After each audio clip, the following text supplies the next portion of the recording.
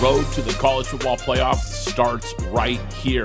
I've got my 12-team CFP field, and today I'm breaking down exactly who's getting in, why they're getting in, and most importantly, what could keep each of these teams from making a run at a national title. There are loaded rosters, elite coaches, some massive questions at quarterback, brutal schedules, transfer portal gambles, and a few teams that I think the national media is sleeping on. I'm Brad Fowler. What's up, PGF Nation? College football is here. Week 0 is this Saturday. So, time to make my prediction for the CFP. Crack a cold one.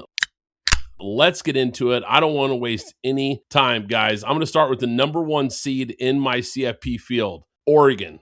I think they're going to win the Big Ten and be the number 1 seed in this field. This is the top to bottom best roster in all of college football. The Ducks enter 26 with legitimate national championship aspirations. Quite frankly, anything short of a national title, I think, could be viewed as a failure for this program.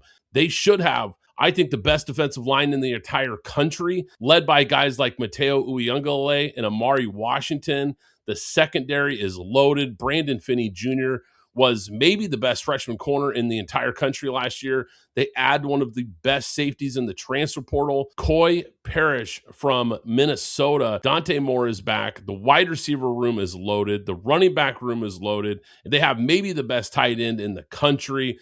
The big question marks are whether they can hit the ground running with 2 new coordinators that are going to have to navigate a really tough schedule. So they play Boise State to open the year, who, look, might be one of the best G6 teams in the entire country. That's not an easy way to open your season. They play at Oklahoma State, which I think is going to be a much improved team this year with a new quarterback, new coaching staff. They're at USC. They're at Ohio State. Plus, they have games against Michigan and Washington. It is a tough schedule for this team. So by the time they get to the CFP, they are absolutely going to be battle tested, but they are my pick for the number 1 seed. The number 2 seed in the CFP, Texas, the SEC champ. That's right. I think Texas wins the SEC this year. This is an absolutely stacked roster.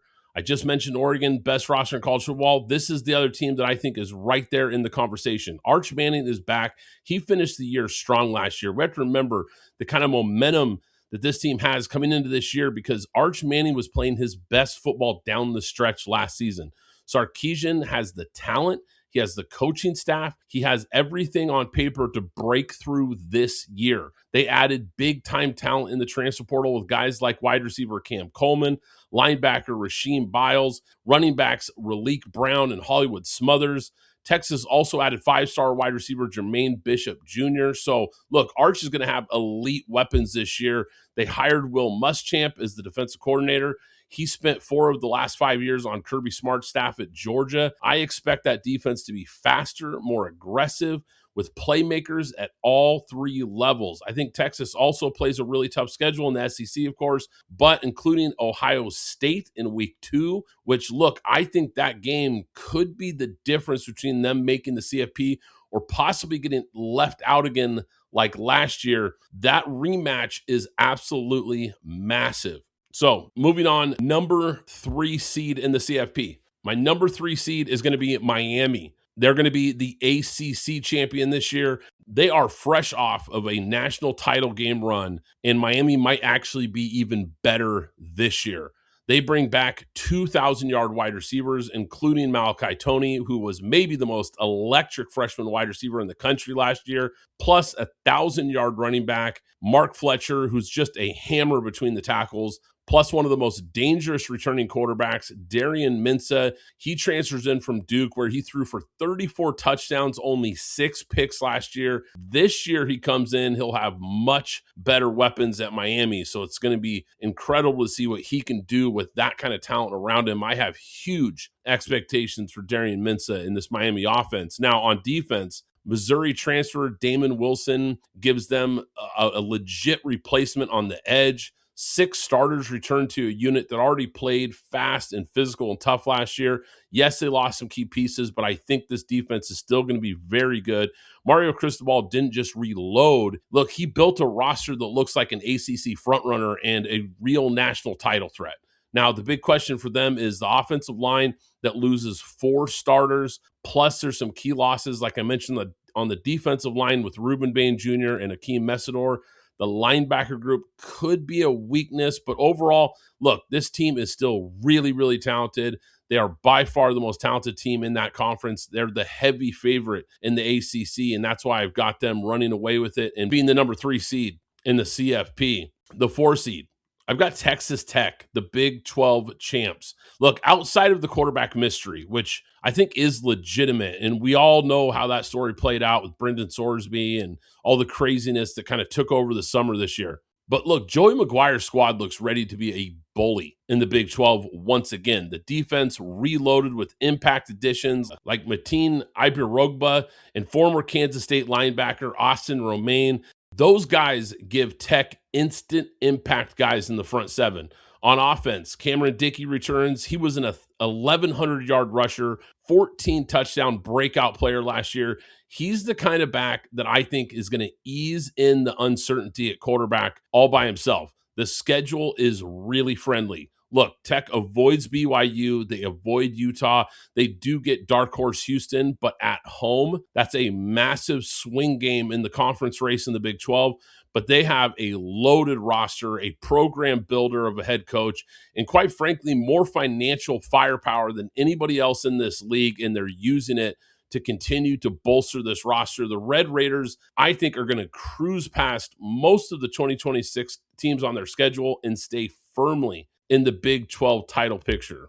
Quick shout out to our friends at Props.Cash, the best player prop research tool in the game. Props.Cash lets you scan thousands of props across sports books to quickly spot the highest value opportunities. You get real-time injury and lineup intel, advanced filters to find exactly what you're looking for, and even correlated player props so you can see what tends to hit when a player goes over their line. They cover NFL, NBA, MLB, NHL, college football, college basketball, and the WNBA. It's legit next level prep. If you're serious about betting smarter, go to Props.Cash and use code PGF25 for 25% off your first month. That's code PGF25 for 25% off your first month at Props.Cash. The official ticketing app of Pint Glass Football is now SeatGeek. I can't recommend them enough, guys. I've been using SeatGeek for years. You want to go to a game this season? SeatGeek is here to take the confusion out of buying tickets, making sure you get the best seats at the best prices. With SeatGeek, you'll never have to worry about overpaying for tickets again. How? They put a 0 to 10 score on each ticket, so you know you're getting a good deal. But here's the real game changer. You can get $20 off your first ticket purchase with the code PGFPOD. That's right, $20 off with code PGFPOD. This season, make every game day epic with SeatGeek. Download the SeatGeek app and remember to enter the code PGFPOD to grab your $20 discount. My 5 seed, Ohio State. Now we're getting into the at-large bids here for the CFP. There is huge turnover this season with this program. They have a record 51 newcomers. They play a loaded schedule at Texas, at Iowa, at Indiana, and at USC. Plus, they play Michigan and Oregon at home. I think Julian Sayin takes another step this year, though. And I think his development with the kind of firepower that he has around him, including Jeremiah Smith, the best player in all of college football. They bring in Chris Henry Jr., who is a big-time 5-star recruit at the other wide receiver spot. They are loaded at running back with Bo Jackson and Isaiah West. They have an experienced offensive line. 4 starters return up front. The defense, I think, could take a step back this year. They're going to have to replace a lot of talent on that side of the ball, but they still have Kenyatta Jackson Jr. and Alabama transfer James Smith on the defensive line. They also bring in Duke transfer Terry Moore. I think he's an instant impact player at the free safety position. I don't think this team is as talented as last year's team, but I think the offense could be the best in the entire country. My 6 seed, Notre Dame. Look, ever since their college football playoff snub last year, Marcus Freeman and the Irish have been on a full-blown leave no doubt revenge tour. Everything runs through CJ Carr. This quarterback is the real deal. This guy had over 2,700 yards last year, a 24-6 touchdown interception line as a freshman. He's got accuracy. He's got the confidence, the command to make a legit Heisman push this year. The receiver room is going to be a big part of it, though. This receiver room is absurdly deep. Jordan Faison returns. He was their 2025 leader. Jaden Greathouse brings big-time championship game pedigree. Micah Gilbert rounds out a loaded trio. Add in Ohio State transfers Mylan Graham and Quincy Porter, and it is a surplus of talent for CJ Carr to throw to. The schedule is filled with a bunch of cupcakes, quite frankly. Notre Dame has the firepower to absolutely run the table behind one of the nation's best O-lines. In the backfield of Aeneas Williams and Nolan James Jr., look, they're not love price explosive. I get. Did you know that driving under the influence of marijuana is illegal? Driving high will get you a DUI. And if you're wondering if law enforcement can tell you're driving high, well, everyone else can. Friends? I can tell you drove high. Parents? I can tell when you drive high. Relatives? I can tell. You drove here high, didn't you? So what makes you think law enforcement can't? I can tell. If you feel different, you drive different. Drive high, get a DUI. Paid for by NHTSA.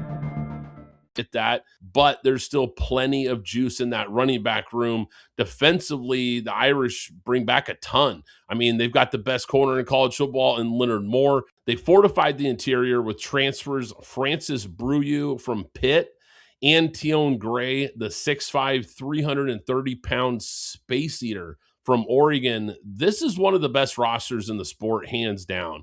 And they're led by a rock star head coach. It's a team that is built to punish anyone that's going to get in its path. The only real question for me is, will Notre Dame be battle-tested enough to survive a CFP gauntlet? The 7 seed, I've got Indiana. Look, Kirk Cignetti's got instant credibility in Bloomington. It makes it really easy to see Indiana back in the postseason. Yes, IU has to replace several JMU starters, but Cignetti has been the best talent evaluator in college football, period. Now, enter TCU quarterback Josh Hoover, one of the most productive returning quarterbacks in college football. He is tailor-made for Cignetti's heavy RPO attack. Up front, Indiana brings back 3 returning starters, including Carter Smith at left tackle, who's a big-time NFL prospect. The passing game is loaded. Charlie Becker finished 2025 looking like one of the best top-tier playmakers on the outside. Now he pairs with former Michigan State wide receiver Nick Marsh. And look, they're going to form one of the Big Ten's nastiest duos in the wide receiver room. Sophomore running back Kobe Martin, I think, is primed for a breakout season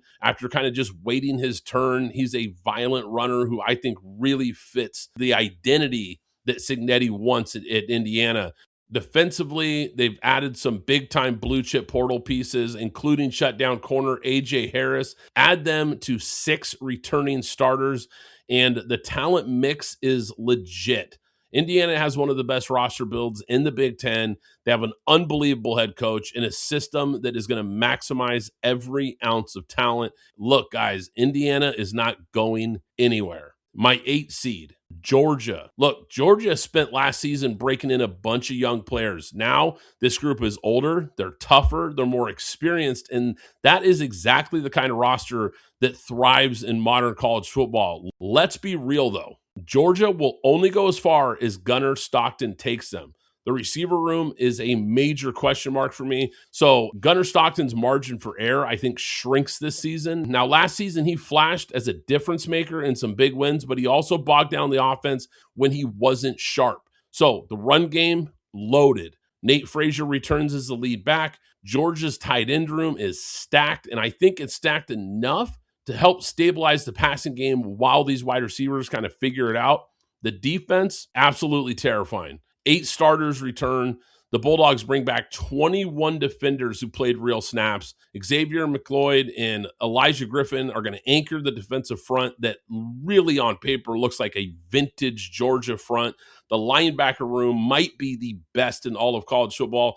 In corner, Ellis Robinson leads a secondary that has serious talent. They're going to be a physical, run-first, defensive-led team, and that formula alone makes Georgia a really scary matchup. The only real question is that going to be enough to drag them back into the national title fight? My 9 seed, Oklahoma. Oklahoma's defense absolutely carried that program last year, especially once John Mateer returned from that hand injury. John Mateer came back as one of the least accurate quarterbacks in the country. The run game was weak, just 4.2 yards per carry last season. Look, if the offense doesn't level up across the board in 2026, the Sooners are going to hit the same ceiling that they did last year. But Oklahoma has the defense of an SEC title contender. Now, the wide receiver room, I think they're going to spread the ball around. Slot Isaiah Satinga returns. He's the go-to guy in this offense. Transfers Parker Livingstone from Texas and Trell Harris from Virginia Tech. Those guys look ready to contribute right away, and I think they're going to give John Mateer more help on the outside immediately.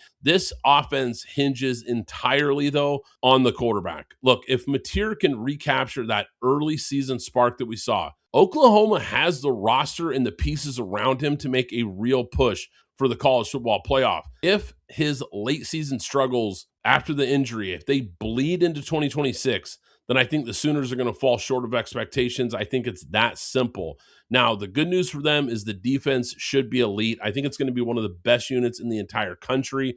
They gave up just 15.5 points last year. Nearly every key piece returns. Oklahoma has the defense. They have the skill talent. They have the coaching to make some real noise. Now it needs the offense to finally hold up its end. The 10 seed, LSU. There is no doubt Lane Kiffin walked into LSU with a big-time staff and a loaded roster. But to get the Tigers back into the playoff for the first time since 2019, they have to be more than just a talent collection. They need to become a fully synced machine.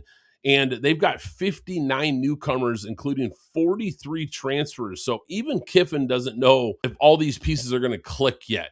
The biggest X factor is the health of Arizona State transfer Sam Leavitt, a guy who I think is a top 10 quarterback entering 2026, coming off of a foot surgery that really limited him in the spring. If he's right, if he's healthy and gets back to the guy we saw a couple years ago, then I think Kiffin has the firepower to unleash one of the best offenses in the entire country at LSU. Look, LSU was one of the portal's biggest winners. They landed instant impact stars like Florida's Eugene Wilson and the top left tackle available, Jordan Seaton from Colorado. And with Kiffin calling the plays, this offense has top 5 potential the moment Sam Leavitt settles in, period. Now, defensively, Kiffin brought some of his guys with him. Edge rusher Princewell, Umenamelian, and TJ Daugherty, those guys followed him from Ole Miss. You add in Boise State safety Ty Benefield, who's an instant starter for them.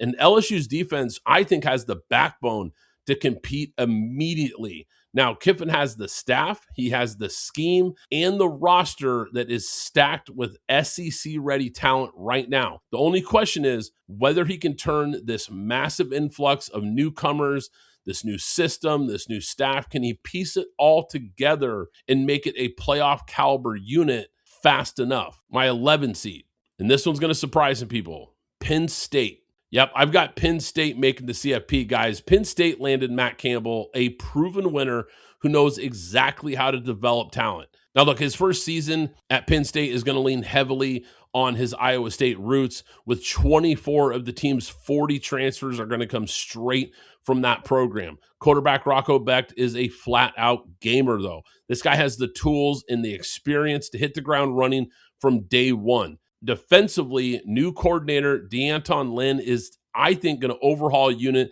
that was a massive disappointment last season. His fingerprints are going to be all over this defense. It's going to be a completely new look, but I think he has the scheme to really clean up the majority of those issues that we saw last year. Campbell is really going to rebuild Penn State on the fly, and it's going to be a blend of his guys with some of the elite talent that was already left on the roster. Now, the kicker, Penn State hit the absolute schedule lottery in the Big Ten. Their non-conference slate is a joke. They're going to run through that, and they completely dodge Ohio State, Oregon, Indiana, and Iowa. Their two toughest games are going to be Michigan on the road and USC at home. So look, don't be surprised when Penn State crashes the CFP this year. And of course, my 12 seed.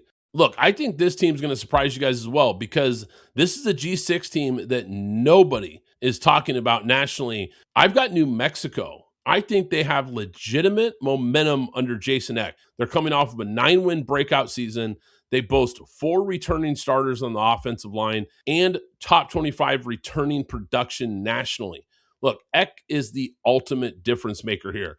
This guy can coach. He's never had a losing season anywhere that he's been. Rebuilt Idaho instantly. Took home Mountain West Coach of the Year honors in year 1 after the Lobos were picked to finish 11th in the conference. He is already widely viewed as a future Power 4 head coach. The continuity is their biggest edge for the Lobos. They bring back 63% of their overall production. Look, quarterback Jack Lane is a steady, reliable starter who knows X system inside and out from their days together at Idaho.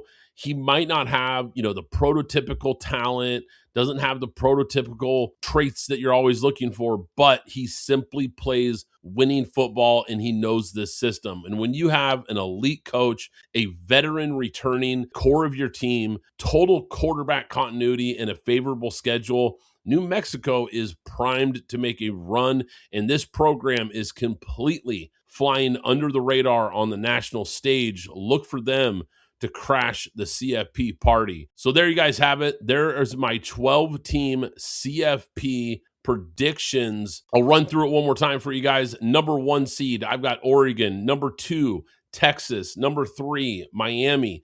Number 4, Texas Tech. Number 5, Ohio State. Number 6, Notre Dame. Number 7, Indiana. Number 8, Georgia. Number 9, Oklahoma. Number 10, LSU. Number 11, Penn State. Number 12, New Mexico. Do me a favor, guys. Hit that follow button right now so you don't miss any future episodes. And if you're not subscribed already to the newsletter, it is free, guys. Go to the website, pintglassfootball.com. Sign up for the free newsletter to get exclusive articles and exclusive content over there. But once again, guys, I'm Brad Fowler. This is Pint Glass Football, and we'll catch you next time.